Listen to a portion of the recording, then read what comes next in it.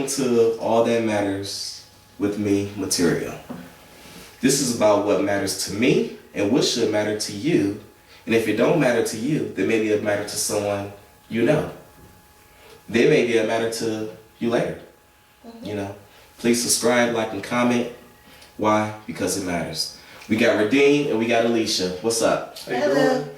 All right. How y'all doing? We're good. How about you? Good. Great. Good. How was your day? It was long. Long? As in what? Long at work. I just got off work, so. You want to tell people what you... It's a great place to be. Quicken loans. I do title work for Title Source. And we review mortgages and things of that nature. Help people own homes. And he is just like really the guy, what's his name? Dan Gilbert. Buying up downtown Detroit. Everything. Yeah. How do you like it? How long you been there? 2 years now. 2 years? Mm-hmm. All right, what you do? I work for UPS. You one of those drivers is better with Brown? No. Is better with Brown? Is that how it goes? I don't know if that's how it goes. Is that how it goes? I've never heard that. Sure. Yes, with the Brown. Yeah, with the Brown, yeah. Yeah, it says better with Brown or something like that, I think. I don't know about that, but I do customer service. I work in one of the stores in Canton, Michigan, doing customer service, stuff like that. Mm-hmm. So we got Michigan's own here. Mm-hmm. And we also have Michigan's very exquisite talent. Mm-hmm. And if you don't know, I am Matirio and I have no talent at all. Whatever. So, tell me how you guys are doing. Well, first off, how was your day? We didn't ask you that. My day was interesting. It was a lot of ups and downs. Battling a slight, cold or whatever, thanks to a place that I visited this weekend. And people don't know how to wash their hands. Oh. So, but I'm fighting it and I'm doing well. Okay. So, the show must go on.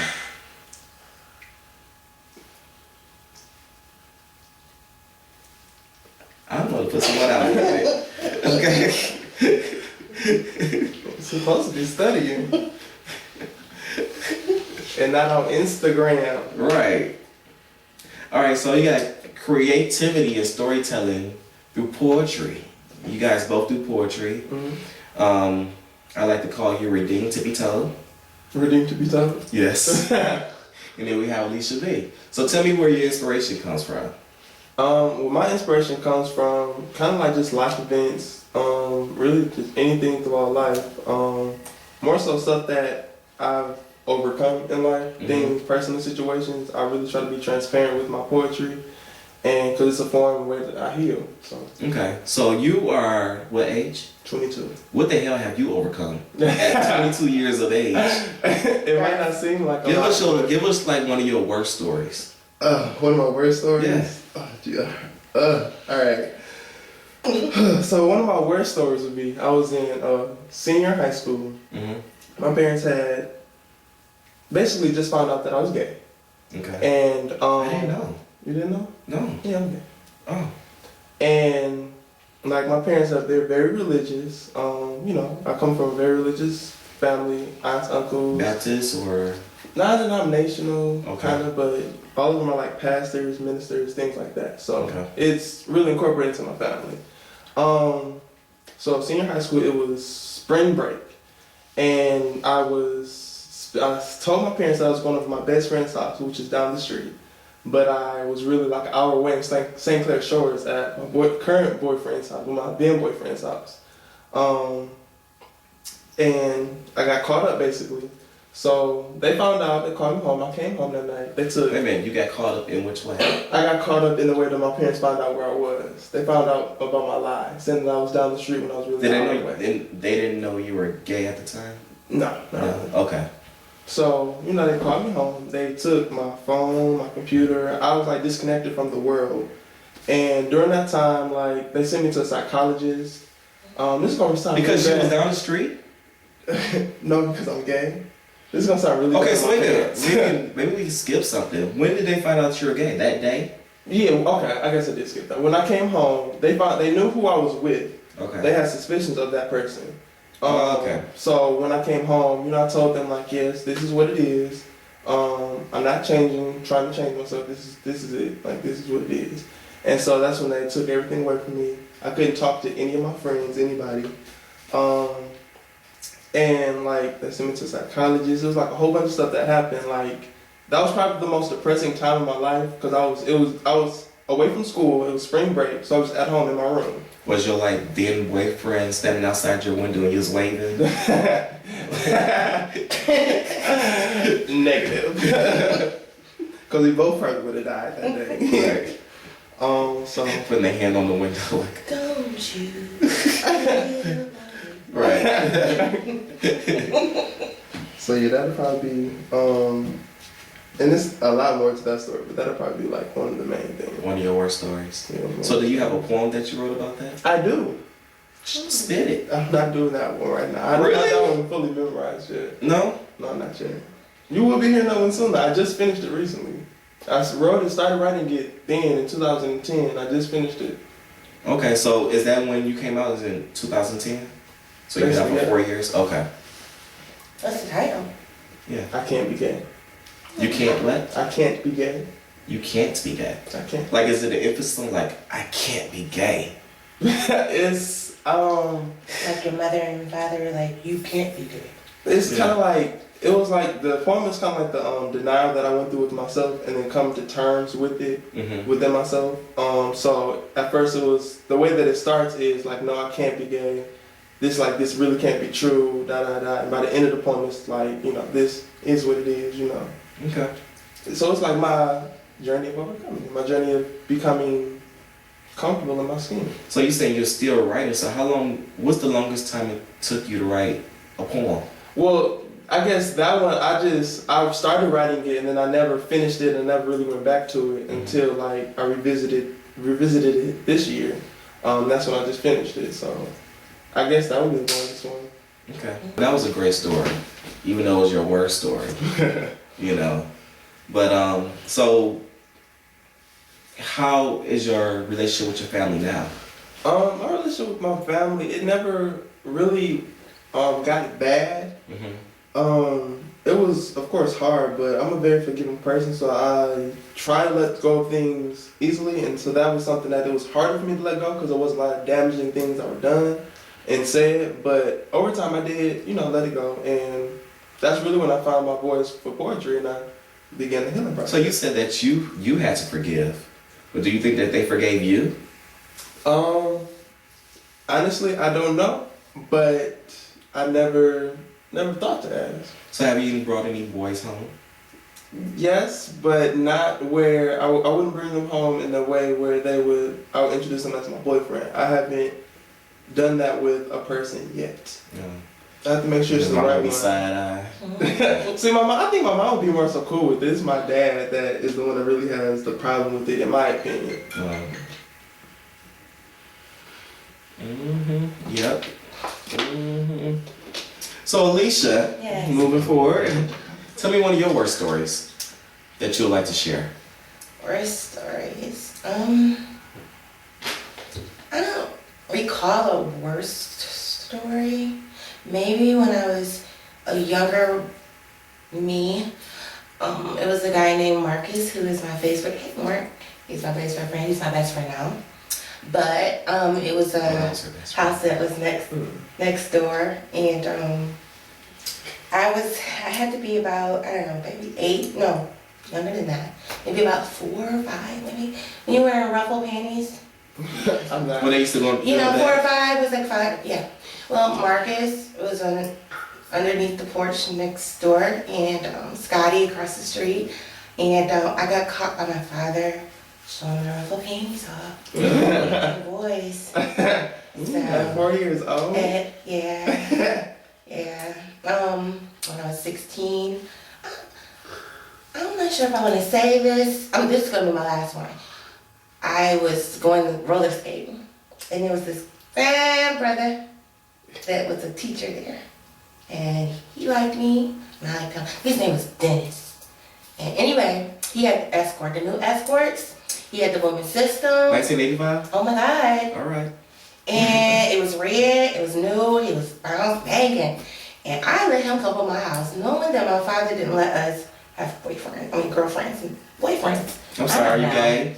He didn't let us have, no, I'm not.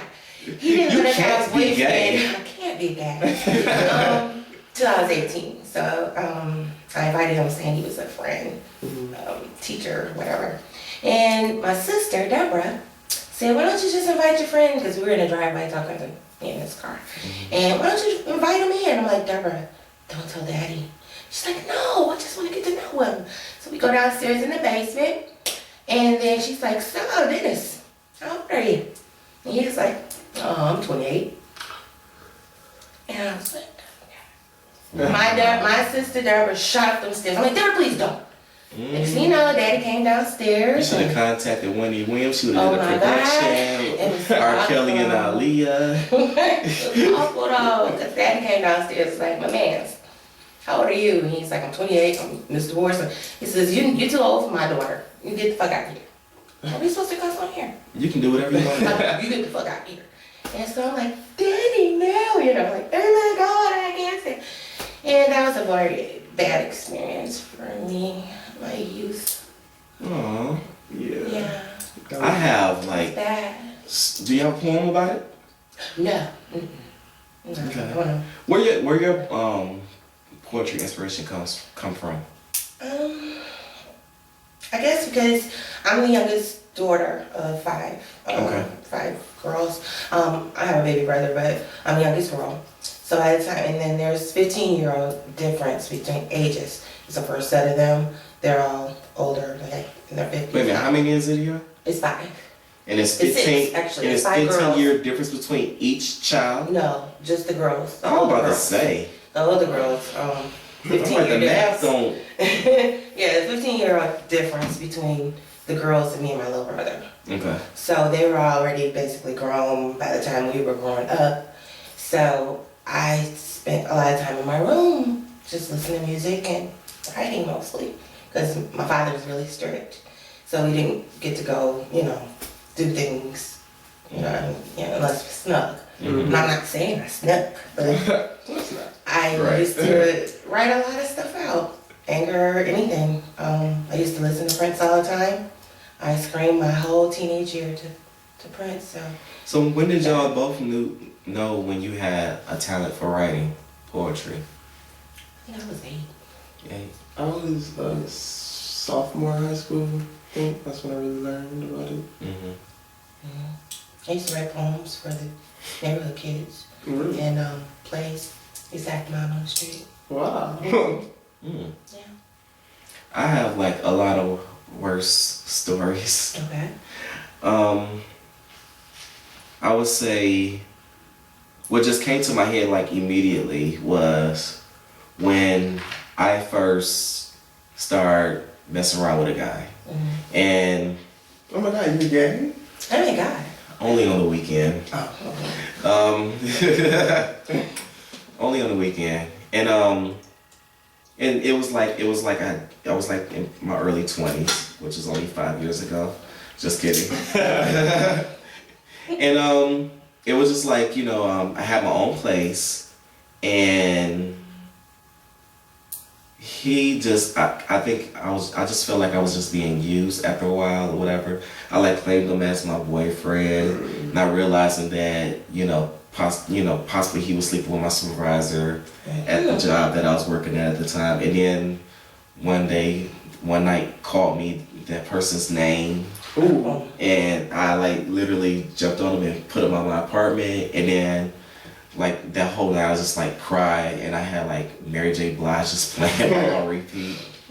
It was terrible. That whole year, my first whole year, it was the worst year because I was so confused as far as like which direction I wanted to go and whatnot. It was terrible. Did you write anything about it? Hell no. I wasn't, honestly, I wasn't writing then. Really? Yeah, I don't think I started writing until I became maybe in my mid-20s or something. But I never wrote it like that. How did that come about then?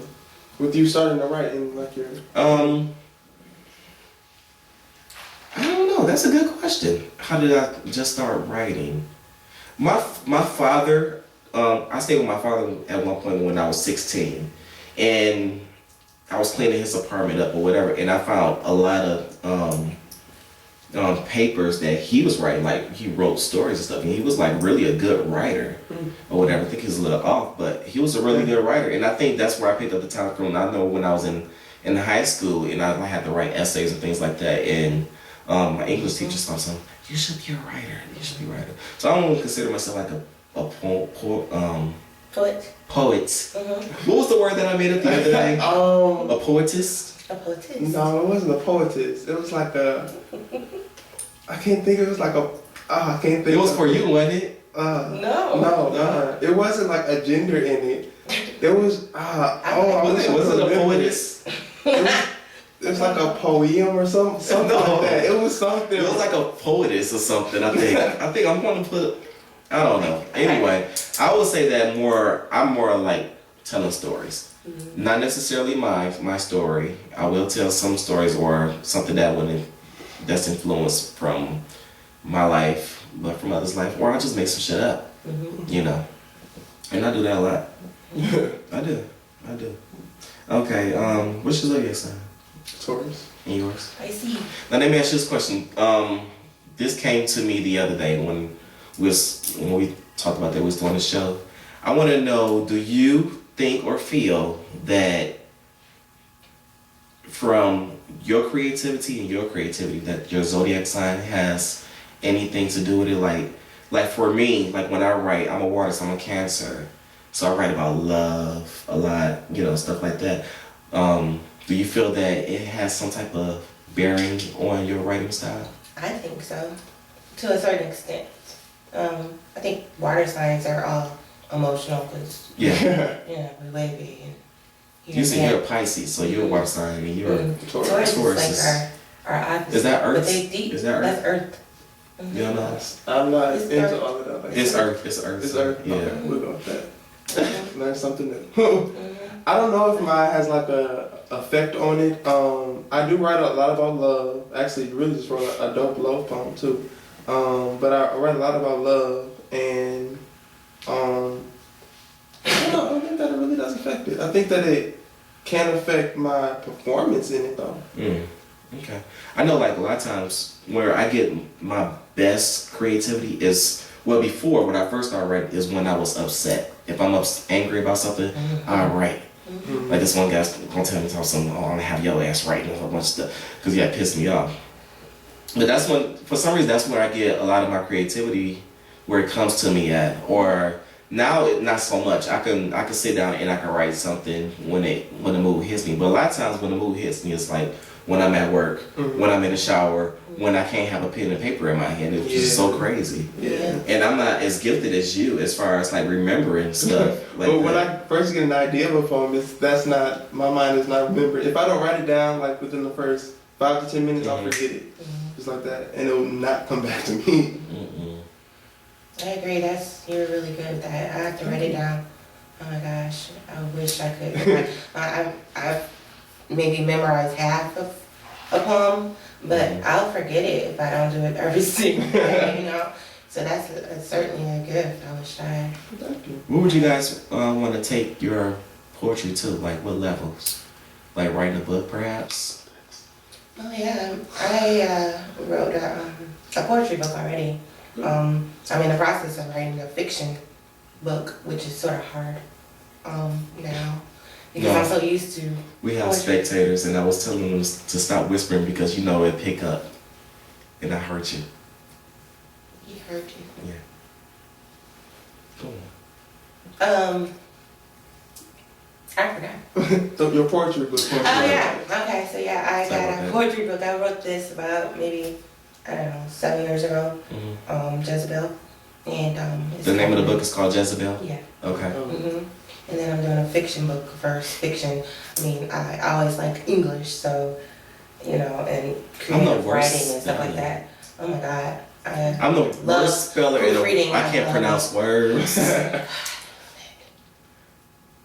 It's my joy. I love English and proofreading and anything to do with writing.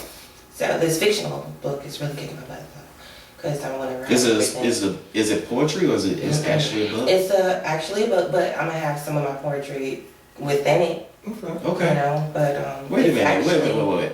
Back up. What do you mean you gonna have some of your poetry in it? I'm gonna write poems like within it, like in between chapters, or like, you know, Oh, so the not girl like- in the Not like what I'm doing. no, Okay, because Nothing like we were gonna have to talk after the show. nothing like hers.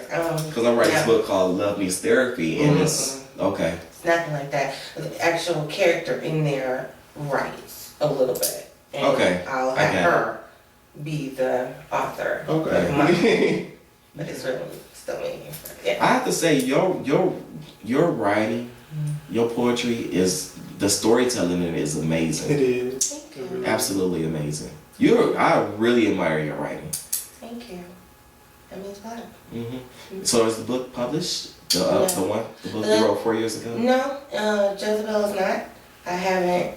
I'm my worst critic. I'm my worst enemy. I don't think it's good enough. I go back in it. I rewrite. I tweak. I just, unless it's perfect, I have monk tendencies, and it's extreme. But no, it hasn't been published. But you know, the best masterpiece is the one that's not corrected. I understand that, but.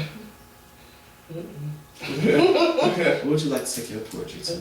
I am at the beginning of next year. I plan on getting in the studio and recording some poetry, Cool. having like a little album come out. It's gonna be called Echoes of God's Heart. And it was kind of inspired by a poem that I do have called Echoes of God's Heart. I remember hearing that poem. Yeah. And so a lot of the poems that I have that are kind of geared around that same kind of topic, around like God and things like that. Just gonna put them all on a CD. Do you think it's these poems by Echoes of God's Heart is influenced by you growing up in a religious household? I do think that it is definitely influenced by that, but I can say for myself that I do, outside of like what my parents and grandparents have told me, I've tried to branch out and, you know, figure out religion for myself, to figure out if I did want to be like a Christian or Jehovah's Witness or Muslim or a monk or whatever, you know, whatever path that I wanted to go down. I've decided that I wanted to have that journey for myself. And I can say that even if I don't want to call myself a Christian, although I am, it's still like I've had experiences with God so it's like I know for myself that He's real. It's not based off of what anybody else has told me. I know it for myself. So, yeah. So what do you feel about the Bible and the whole gay I'm thing? still... Because I'm sure you was taught that it was wrong. it was wrong and it's... And you want hell? Yeah. Yeah, that's, you know, what I've heard, but... Do you believe that? I don't. I believe genuinely, thank you. I do believe that I was born this way. So I don't think that God would create me just to send me to hell. Like, that doesn't make sense to me. And I haven't figured it all out, and I'm comfortable with saying that I don't know it all. Right. I'm very comfortable with saying that. I personally don't believe in heaven or hell. Really? I don't. Okay. I don't. Don't know why? Yeah. Oh. I just don't think, I think that we're spiritual beings, of course, or whatever, and I feel that when our body dies, our spirit lives on to some capacity, and it may be transferred to some other energy. So I think energy is just transferable. So I don't think that there's a heaven and hell. To my own basic understanding, I believe that hell is on earth to an extent. Yeah, You know, I can see that. and if you want to believe in heaven and hell, and I believe heaven's on earth, I think that you live your own personal hell, you live your own personal heaven. That's how I like to believe it. You know, that's how I feel about it. I agree. Say that. So I don't think you're just gonna be burning in some place. I don't believe that part either. I don't believe that. What do you feel that hell is like? What do you imagine that place being? I was always taught that it was like a lake of fire where you died, if you were a bad person or didn't accept Christ, that you would go to hell. And you're just gonna burn, and like a cankerworm, I think, is gonna eat at your flesh, just Like, how long is it supposed to last? Apparently, I mean, when if was you taught eat at something, eternity. it ends at some point in time. That's what you would think. You really, when you're taught that, you really don't make sense of certain things. Right. Like, you don't think about it all for yourself. You just kind of digest what you were fed. But the older that I've got, as I age, although I'm still just 22, but I just try to look at things differently, and I've come across a lot of information, a lot of different people who think different things. So I don't think that I don't believe hell is an eternal place. If it even is what I've been taught that it is, I don't think that it's eternal. And I'm not going like deep into it, but I don't think that it's eternal. What do you think? I grew up going to church, you know, and I think we had a conversation not too long ago. I mean, before I even knew you or anyone else that was homosexual, I was taught a certain way of, you guys are wrong, you guys are going to hell, you're bad, stay away from hell, basically. Knowing and growing, I stopped going to church actually when I was 16. I was from, I guess, 7 on up to 16, and then I just broke away, you know, and then that's a story within itself. I was locked in a church, my sister's church that we belonged to. She was upstairs, you know, talking to the congregation. Forgot I was downstairs in the basement, asleep on a chair because I was waiting for her. And then when I came upstairs, everybody was gone, and it was just the scariest feeling being locked. You would think people would be at peace in their church. I opened the windows, screaming out, help me. And nobody was there, no cars, just no neighbors, nothing. And I was just petrified. And it came maybe, it felt like that I was in there for an hour, but it probably wasn't no more than 15 minutes. But I mean, I was just petrified, you know? And so I broke away from church after that incident, and then started, I guess, being in the world or whatever, and then meeting different people and stuff like that. And I could just say for myself, knowing, you know, the people that I know that are homosexuals, I don't believe you're going to hell. You know, I don't believe that God would make you, I mean, you know, like you said, redeemed, that you would be going to hell. I mean, he makes you just to, you know, burn in hell or whatever. From what they said, he makes us in the image of himself. Yes, you know, they're all different, and who am I to judge? I'm not going to judge it. And from what I know and what I totally agree with and what I find like the most magnificent thing about God is that he loves. So he loves me, he loves you. So I love you. Oh, I love you too. I love you. I love you. Love you too. Oh, Yeah. So, I mean, that's just my stance. we love you too. You do. I love you. I love you, Jermaine. I love you, Troy. I love you, Trey. Love you, Troy. I like you finally, Trey. I'm like, finally. I love you. Anyway, yeah, so, no, I don't believe in that. I'm still learning, you know. Yeah.